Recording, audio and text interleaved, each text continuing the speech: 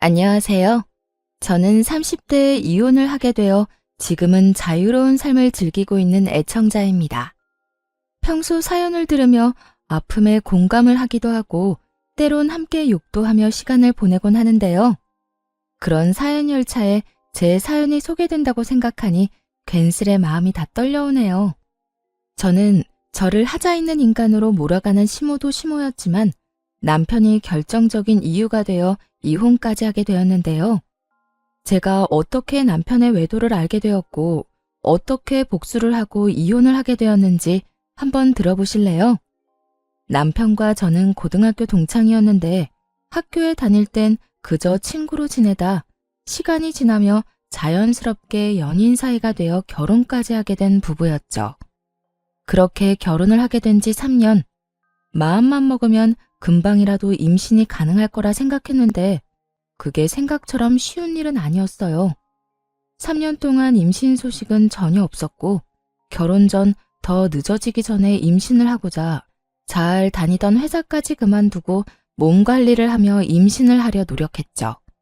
남편 역시 저와 함께 병원을 다니며 임신을 위해 노력하고 있었고 그렇게 저흰 큰 소리 나는 일 없이 지내고 있었어요. 하지만 부부 사이만 좋다고 해서 스트레스가 없는 건 아니었어요. 임신이라는 게 몸도 몸이지만 심적으로 편안해야 잘 될 텐데 시모와 시누이는 임신을 방해라도 하려는 사람처럼 저를 괴롭히기 일쑤였어요. 엄마, 우리 집엔 임신 못해서 올케처럼 고생한 사람은 없지 않아?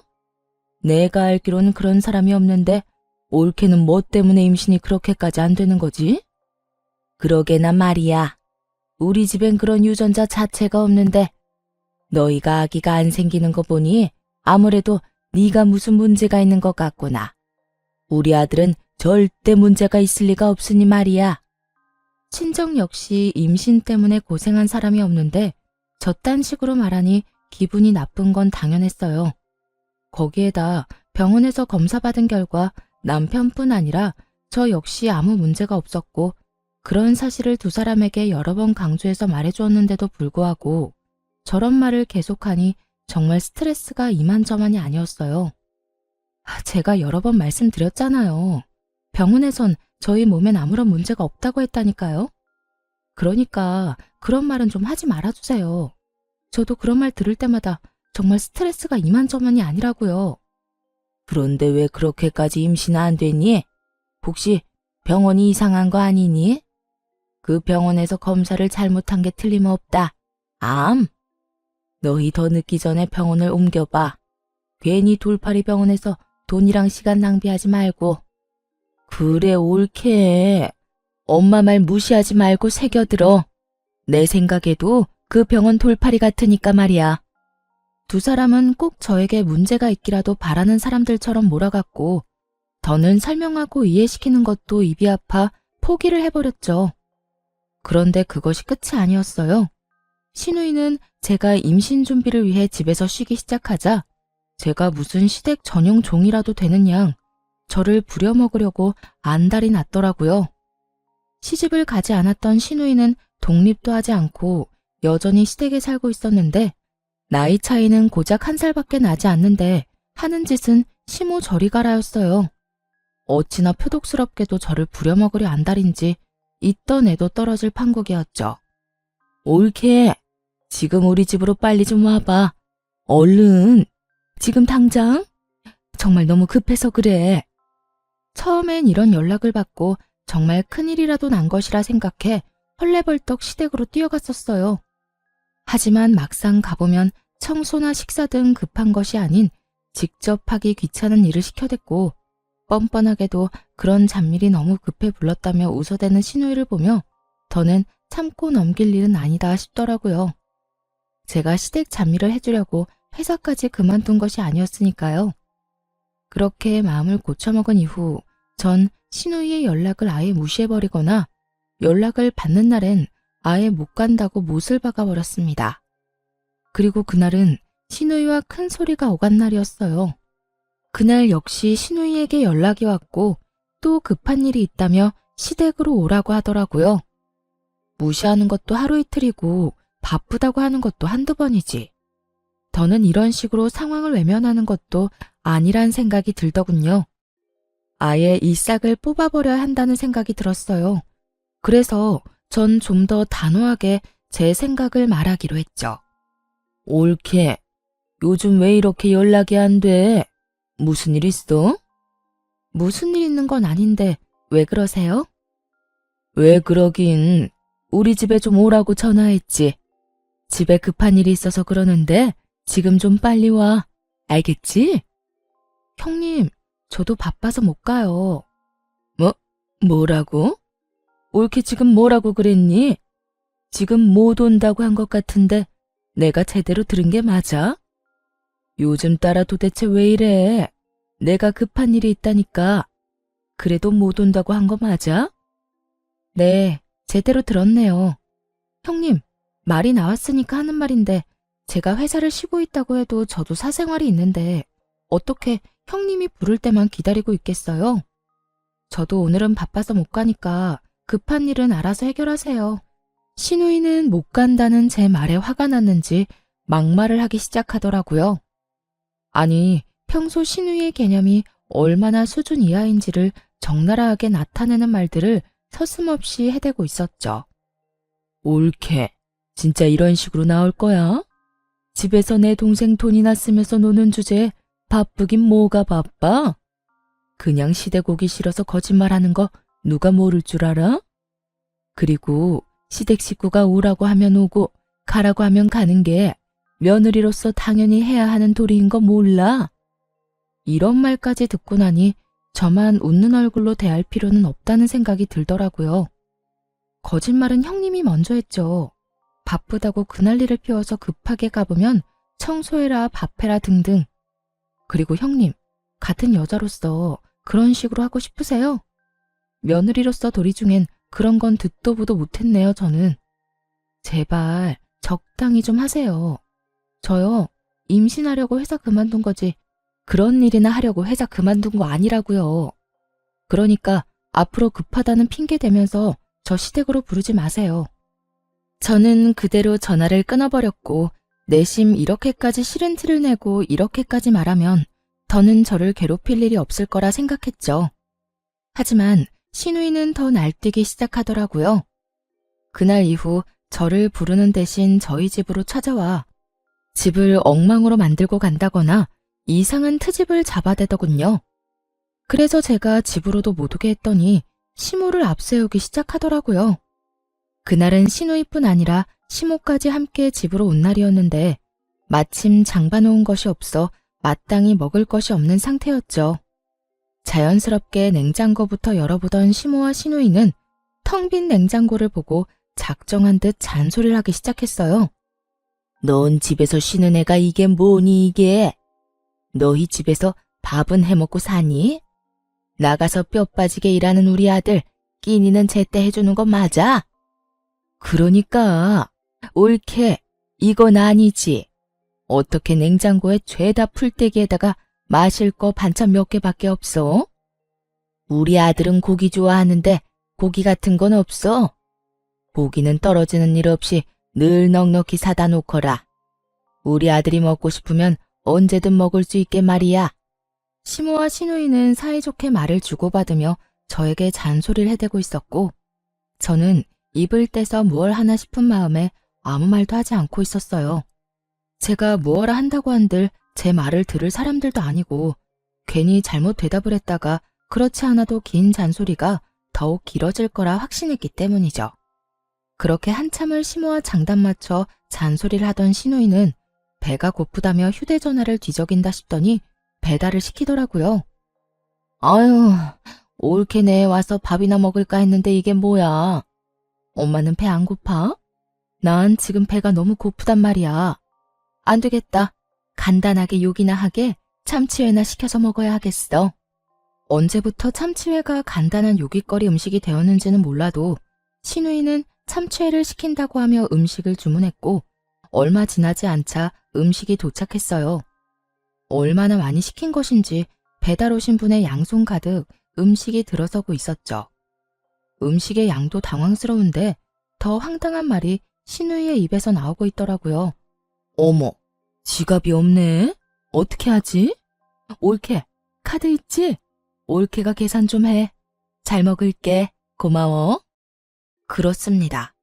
신우이는 10만 원이 훌쩍 넘는 음식값을 바로 계산하지 않고 만나서 카드 결제 상태로 주문했더라고요. 당연히 카드도 현금도 전혀 가지고 있지 않은 채 말이죠. 제가 초대한 사람이라면 당연하게 제가 계산하는 것이 맞겠지만 제가 초대한 적도 없고 입에 들어가는 밥 한 톨도 다시 빼앗고 싶을 만큼 얄미운 시모와 시누이를 위해 그런 돈을 갑자기 쓰게 되니 너무 짜증이 나더군요. 그렇다고 해서 계산을 하지 않을 수 있는 상황도 아니었고 저는 하는 수 없이 계산을 하게 되었죠. 그것이 끝이 아니었어요. 정작 계산한 사람은 저인데 회는 저에게 한 점 먹어보라는 말도 없이 자신들의 앞접시에 다 옮겨 담아버린 후였고 함께 시킨 사이드 메뉴들은 일부러 다 헤집어 놓은 뒤라 손도 대고 싶지 않았어요. 어머, 올케는 왜 안 먹어? 설마 우리가 먼저 먹었다고 기분 상해서 안 먹는 거야? 에이, 설마. 아가, 너 우리 딸 말이 사실이야? 우리가 음식에 젓가락질 좀 했다고 기분 나쁜 거야? 아니면 더럽니? 그냥 입맛이 좀 없네요. 두 분이서 맛있게 드세요. 애초에 제 몫은 없는 것 같기도 하고요. 두 사람의 고의성이 다분한 치사하고도 어이없는 행동을 보며 따지기는커녕 말도 섞고 싶지 않더라고요. 그래서 전 대충 대답을 던져주곤 소파에 앉아 애써 두 사람에게 신경을 쓰지 않으려고 노력했어요. 그렇게 집안도 제 마음도 다 헤집어 놓은 두 사람이 돌아가고 난 후 저는 이딴 인간들 뒷바라지나 하려고 결혼을 했나 하는 회의감마저 들었고 두 사람이 어질러 놓은 그 어떤 것도 치우지 않은 채 멍하니 앉아있으니 남편이 들어오더군요. 뭐야? 집이 왜 이래? 엉망이 된 집을 본 남편이 화들짝 놀라며 저에게 물었고 너무 어이없는 상황에 화조차 나지 않았던 전 아무 감정도 없는 목소리로 남편에게 말해주었죠. 오늘 형님이랑 어머님 다녀갔어. 식탁 위에 음식물이랑 쓰레기는 형님이랑 어머님이 먹고 치우지도 않은 거고 나머지 집안 꼴도 두 사람이 다 헤집어 놓고 간 거야. 뭐? 우리 엄마랑 누나가? 심지어 오늘이 처음도 아니야. 형님은 자주 왔고 어머님은 형님만큼은 아니지만 가끔 형님이랑 올 때마다 이런 식이었어. 그래서 하는 말인데 당신이 해결 좀 해. 뭐? 내가? 나보고 어떻게 하라고. 전화를 하든 만나서 이야기를 하든 당신이 해결 좀 해. 난 더는 이런 식으로는 못 살 것 같아. 내가 당신을 사랑해서 결혼한 거지 이런 꼴이나 당하려고 결혼한 건 아니잖아. 이게 뭐야. 시댁 전용 하녀도 아니고. 뻑하면 사람 불러서 부려먹는 것도 모자라서 그마저도 상황이 여의치 않으니까 연락도 없이 남의 집에 들이닥쳐서 사람 괴롭히는데 내가 언제까지 참고 살 수는 없지 않겠어? 그러니까 당신이 알아서 해결해. 남편은 언성을 높이지도 화를 내는 투도 아닌 저를 보며 상황이 더욱 좋지 않음을 느낀 것 같더라고요. 저를 대신에 큰 소리를 내며 휴대전화를 들고 밖으로 나가버렸으니 말이에요. 뭐? 심지어 이번이 처음도 아니란 말이야? 아, 정말 두 사람 다 왜 그러는 거야? 있어봐. 내가 통화 좀 하고 올 테니까 말이야. 이렇게 큰 소리를 치며 남편은 나가버렸고 저렇게까지 화를 내며 나갔으니 다 해결하고 돌아올 거라 생각했어요. 하지만 이런 제 기대와는 달리 통화를 끝내고 집으로 돌아온 남편은 들어오자마자 휴대전화를 내려놓으며 오히려 저에게 짜증을 내기 시작하더라고요. 당신, 내가 방금 누나하고 통화했는데 당신이 먼저 우리 누나 연락은 다 무시했다며? 우리 집으로 오라고 해도 바쁘다고 하고 끊어버리고 누나 말로는 당신이 먼저 말을 기분 나쁘게 했다고 하던데 그게 사실이야? 신우이는 사건의 시작이 어떻게 된 것인지는 쏙 빼먹고 딱 제가 본인에게 한 말과 행동만을 남편에게 전달했더라고요. 잘못은 시모와 신우이가 한 것인데 남편에게 짜증을 내는 것은 아니란 생각에 지금껏 참아왔는데 남편이 그 성의 없는 말투에 참아왔던 화가 끌어넘치더군요. 형님이 그래? 내가 먼저 연락도 무시하고 집으로 오라고 해도 가지도 않았다고? 내가 왜 그랬을 것 같아? 당신은 날 그렇게도 몰라? 내가 이유도 없이 그랬을 사람으로 보이냐고. 당신이 신경 쓸까봐 이때까지 말 안 한 건데 나 일 쉬기 시작하면서부터 형님 심심하면 나 불렀어. 급한 일 있다고 숨 넘어갈 것처럼 연락이 와서 가보면 설거지해라, 청소해라, 밥해라 등등. 내가 그런 거 하려고 일 쉬는 거 아니잖아. 우리 임신 때문에 나도 그 좋아하던 내 일까지 그만두고 집에서 관리하는 거 아니야. 그런데 어머님이랑 형님은 그런 나를 불러서는 부려먹기 바빴다고. 형님이 그런 식으로 나오는데 당신 같으면 네네 하면서 연락받고 싶겠어? 저는 고함을 지르며 따져 물었고 남편은 제 말에 잠시 움찔하는가 싶더니 생각이란 없는 인간처럼 시댁편을 들기 시작하더군요. 이유가 어찌 되었든 당신이 우리 누나 연락도 무시하고 말도 그딴 식으로 한 건 당신이 잘못한 거야. 누나가 그래도 당신보다 나이도 많고 손윗 사람인데 그렇게 무시를 당했으니 기분이 좋을 리가 있겠어? 그러니까 당신이 적당한 때 봐서 우리 누나한테 사과해. 알겠어? 신우이 대변인 노릇을 하느라 정신이 나가버린 남편을 보는데 정말 오만정이 다 떨어진다는 말의 의미를 알겠더라고요.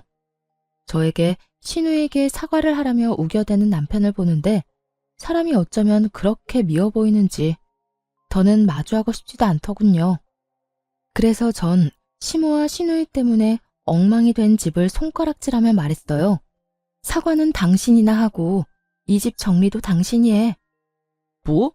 내가 왜? 내가 왜? 몰라서 물어? 이거 내가 어지럽혔어? 다 당신 엄마, 당신 누나가 이런 거잖아. 식탁 위에 저것들도 계산은 내가 했지만 난 한 입도 못 먹었고 이 집도 내 집이지만 내가 어지럽힌 건 단 하나도 없어. 당신 식구들이 이렇게 한 거니까 당신이 다 치워야 하는 건 당연한 거 아니야? 하여튼 난 절대로 못하니 당신이 알아서 처리해. 알겠어? 그렇게 저는 그대로 방으로 들어와 버렸고 밖에서 구시렁거리는 소리와 함께 치우는 소리가 들려오더군요. 그날 남편은 본인이 치운 거실에서 잠을 잤고 그렇게 저희의 사이는 점점 멀어지고 있었어요. 그때쯤부터 남편은 집에서 말도 거의 하지 않기 시작했고 전형적인 바람난 남자의 절차를 밟기 시작하더군요. 그런 남편의 모습을 보며 저는 수상하다고 생각했고 그런 생각이 짙어지던 찰나 고등학교 동창인 여자친구에게 전화가 오더라고요. 이 친구 역시 저와 똑같이 같은 고등학교 남자친구와 결혼을 한 친구였는데 할 말이 있다며 망설이는 것이 보통 일은 아니겠구나 싶더군요. 한참을 망설이던 친구의 입에서 나온 이야기는 제 예상을 훨씬 뛰어넘는 이야기였어요.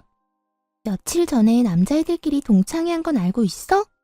우리 남편도 다녀왔는데 글쎄 그 자리에 네 남편이 여자친구라면서 어떤 여자를 데리고 왔다더라? 그 인간 진짜 미친 거 아니니?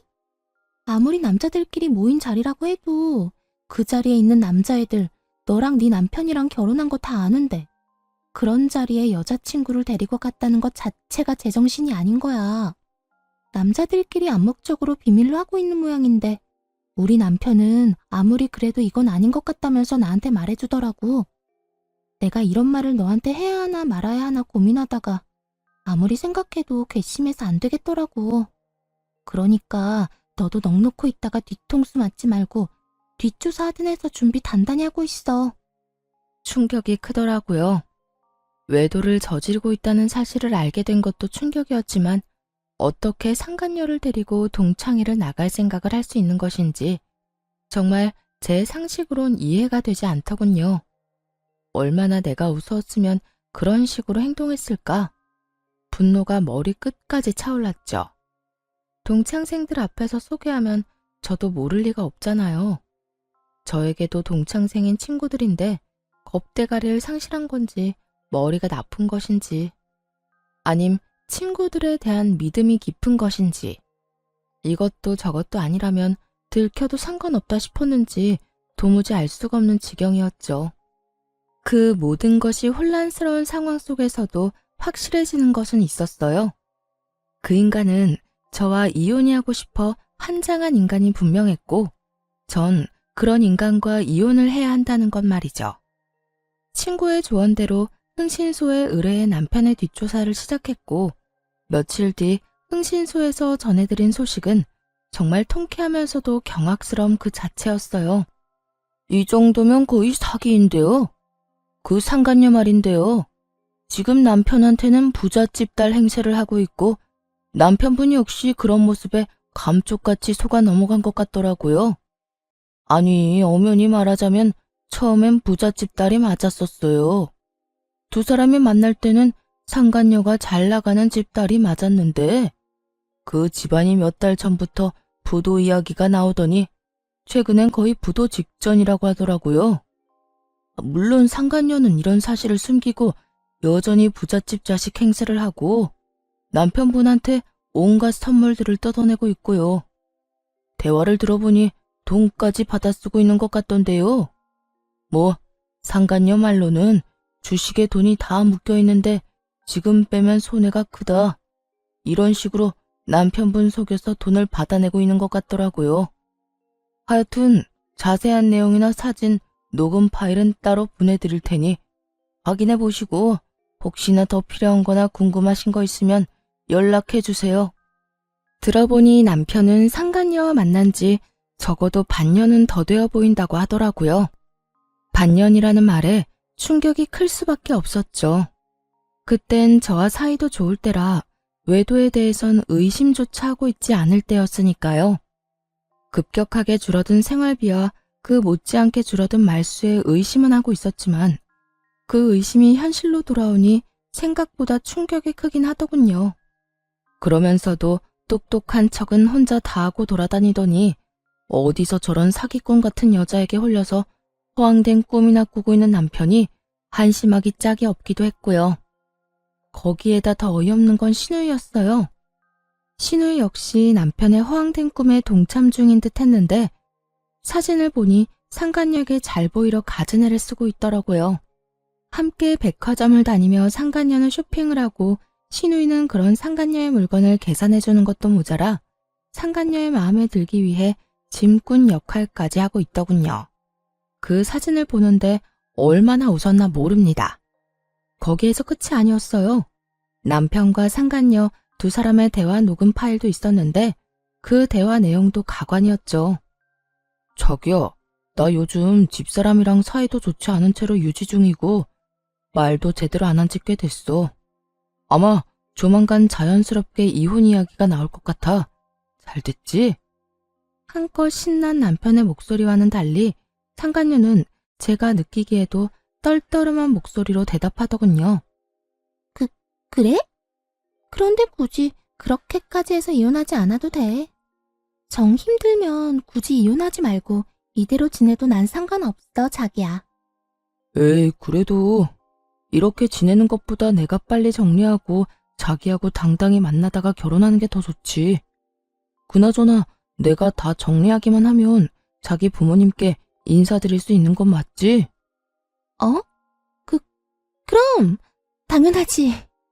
그렇다면 하루라도 빨리 정리하는 게 맞지.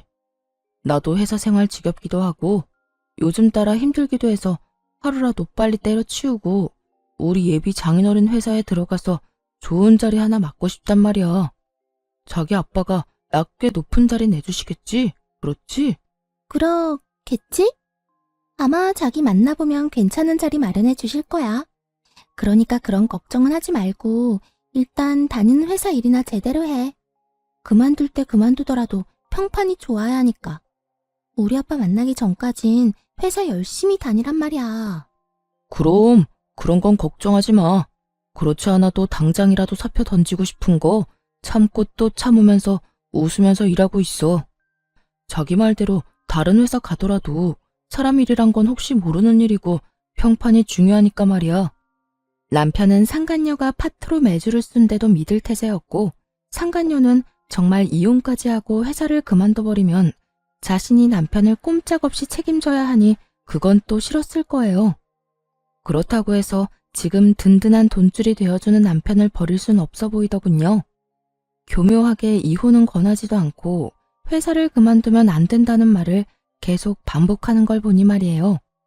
그렇게 대화만 들어도 저는 상간녀의 속마음이 다 들리는데 여전히 아무것도 모르는 남편은 격양된 목소리로 이런 말까지 하더군요.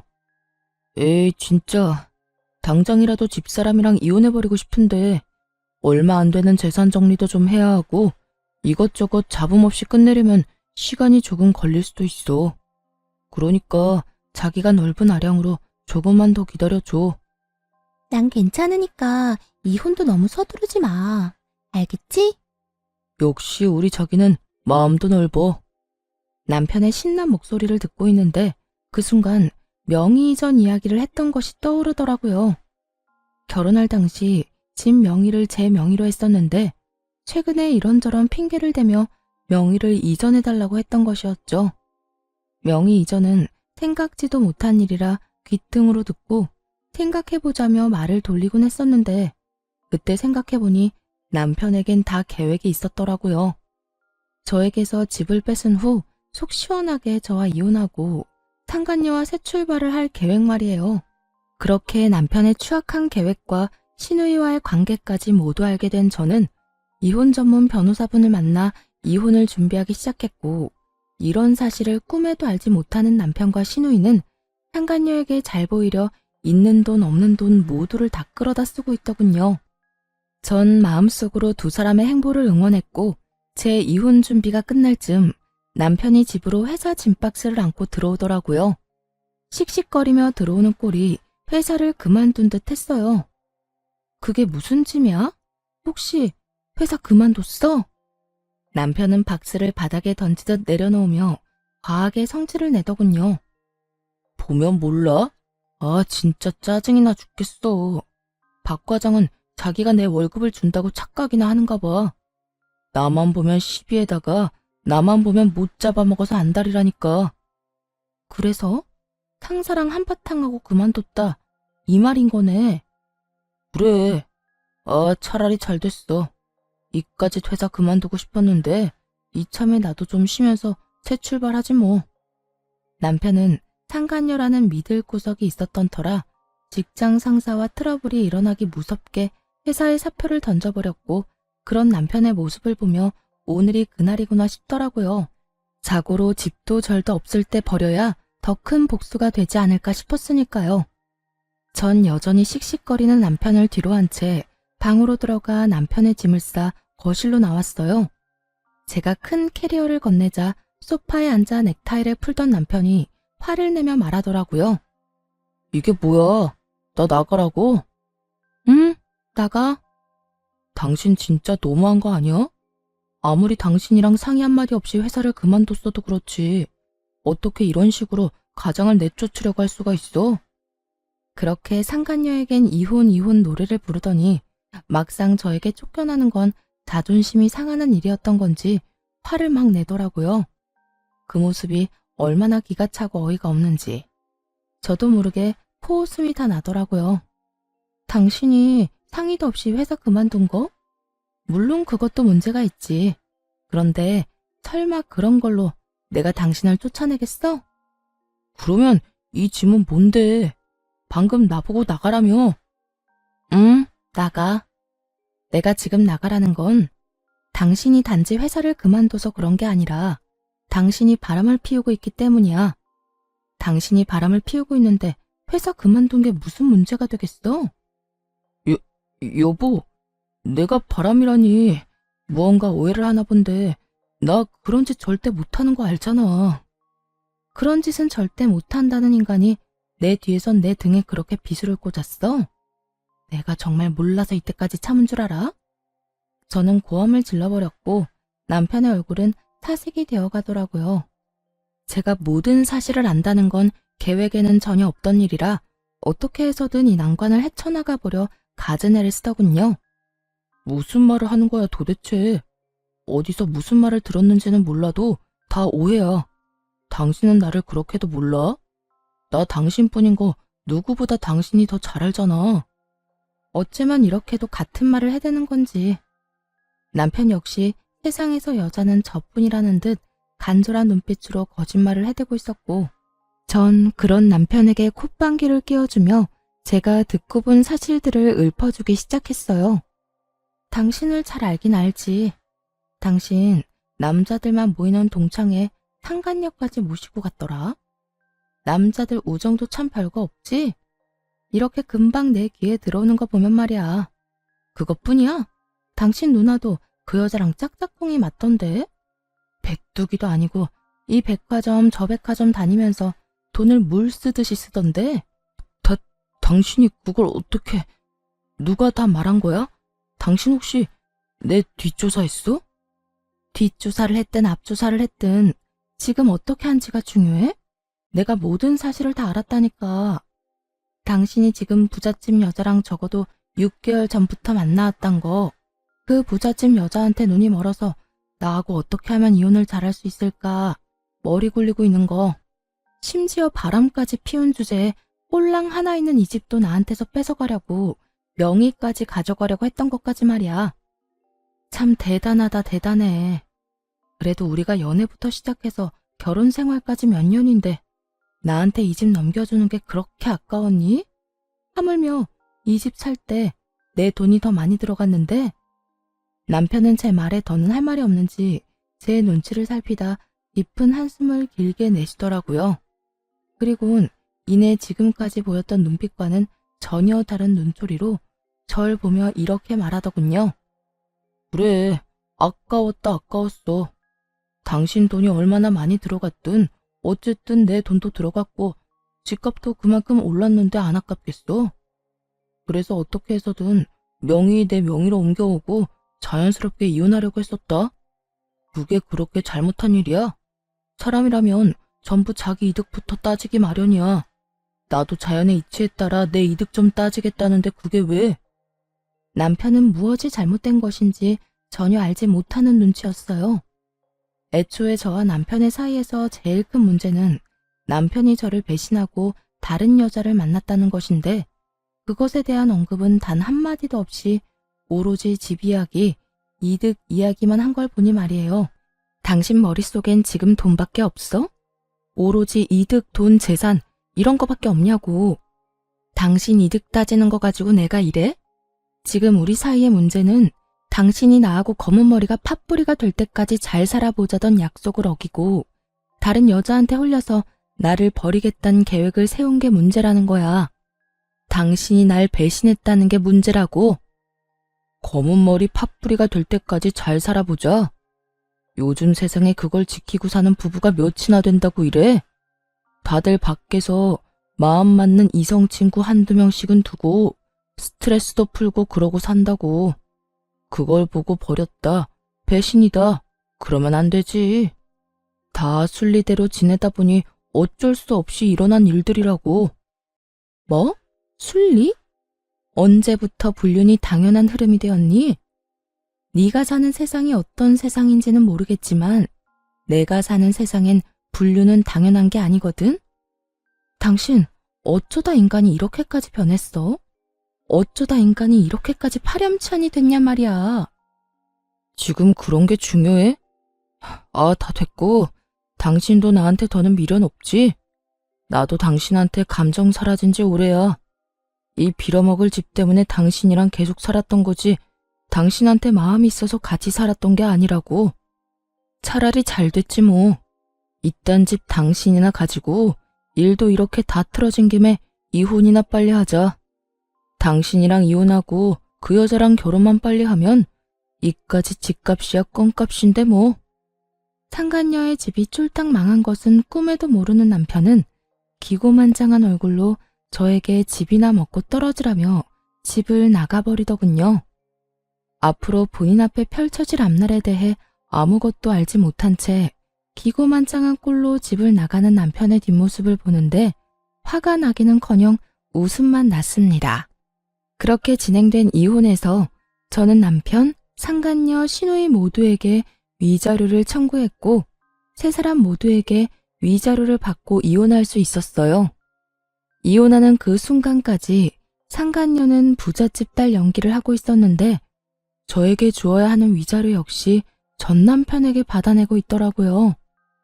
자기야, 나 아직 주식 정리를 못했는데 위자료 어떻게 해? 아까 들어보니까 위자료 이자가 은행 이자보다 높던데 그냥 주식을 정리해야 싶기도 하고. 그런데 지금 정리하면 손해가 너무 심한데? 그래? 그러면 그냥 내가 대출받은 김에 조금 더 받아서 줄게. 어차피 그 주식 한 달 정도만 있으면 정리할 수 있다고 했잖아. 응. 들리는 찌라시엔 한 달 내로 따상 갈 거라고 하더라고. 그렇게만 되면 내가 진짜 이자까지 쳐서 다 줄게. 돈만 돌려주겠어? 자기 인생 펴는 거야, 이제. 상간녀의 말에 전 남편은 얼굴 한가득 행복 가득한 미소를 지어 보이더라고요. 저와 이혼하는 그 마당에 말이죠. 그 모습을 보는데 저 역시 웃음이 터져나와 크게 혼이 났네요. 주식에 큰 돈이 묶여있는 것도 거짓말, 앞으로 인생이 필 일만 남았다는 것도 거짓말이란 것을 저는 잘 알고 있었으니까요.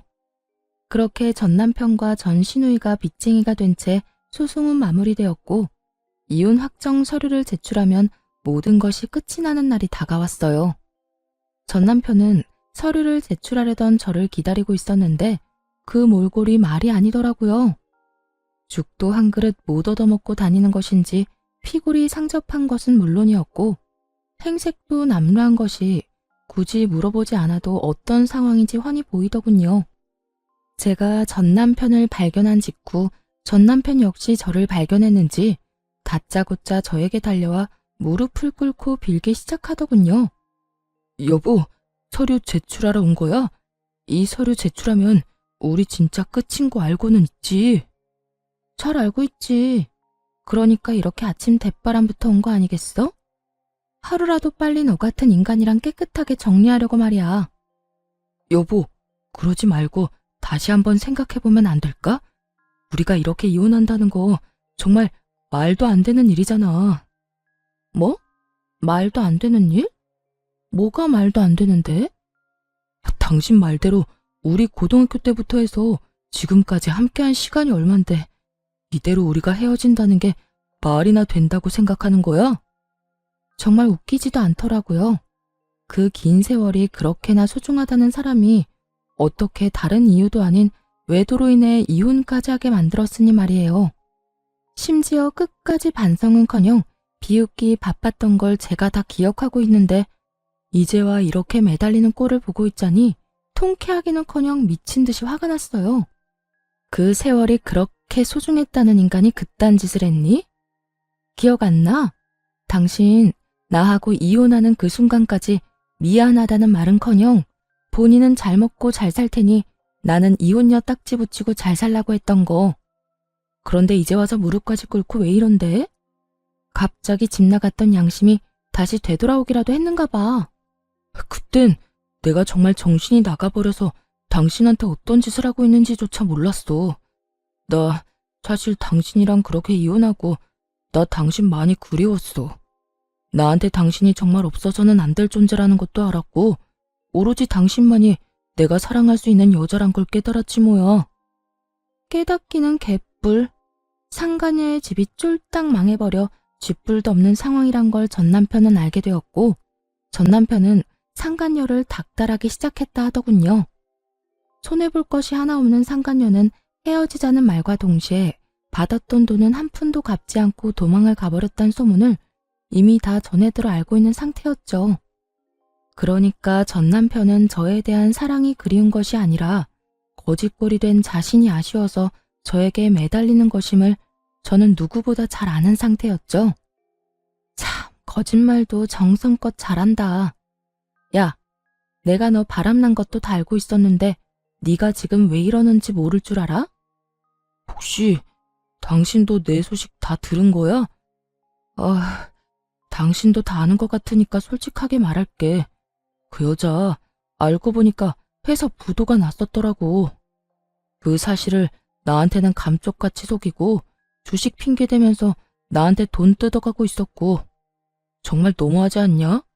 어떻게 날 속일 수가 있어? 어쩐지 내가 당신하고 이혼한다고 할 때마다 반응이 시원치 않더라니. 하여튼 내가 이혼하고 위자료 내느라 빚쟁이 되고 우리 누나도 당신한테 위자료 주느라 빚쟁이 되니까 더는 뜯어먹을 거 없다 싶었는지 도망갔어. 내 돈, 누나 돈은 한 푼도 안 주고 말이야. 우리 집 지금 난리야. 나 회사도 그만두고 취업도 안 돼서 대출금 갚을 돈이 없어서 엄마 집까지 팔아 대출금 갚아야 하는 신세라고. 어쩌다 내 신세가 이렇게까지 된 건지. 전 남편은 눈물까지 짜내며 하소연을 하고 있었고 전 궁금하지도 않은 이야기를 듣고 있자니 하품이 다 날 지경이었어요. 그걸 몰라서 물어? 남의 가슴에 대못 박아놓고선 너는 평생 떵떵거리면서 행복하게 살 수 있을 거라 생각했어? 남의 눈에 눈물 나게 하면 네 눈엔 피눈물 나는 법이야. 그래서 할 말은 다 했니? 그 하품이 나오게 지겨운 하소연은 다 해댔냐고. 전 남편은 자신이 이렇게 눈물까지 쏟아내며 말하면 저 역시 눈물이라도 흘릴 거라 생각했는지 제 반응에 크게 당황하며 다시 울고불고 빌기 시작하더라고요. 여보, 그렇게 냉정하게 굴지 말고 예정을 생각해서라도 나 다시 받아주면 안 될까? 예정? 너한테는 그런 게 남아있는지 몰라도 난 그런 감정 따위 남은 게 없거든? 그리고 정이 남아있다고 한들 내가 미쳤어? 너부터 시작해서 줄줄이 빚쟁이인 네 집안일이랑 다시 엮이게. 넌 내가 진짜 만만하구나. 만만한 게 아니라 당신이 날 금전적으로 조금만 도와주면 이까짓 어려움은 금방 이겨낼 자신이 있어서 그래. 당신 지금 여유 자금 꽤 있을 거 아니야. 나하고 그 여자 우리 누나한테 받은 위자료. 설마 다 쓴 건 아니지.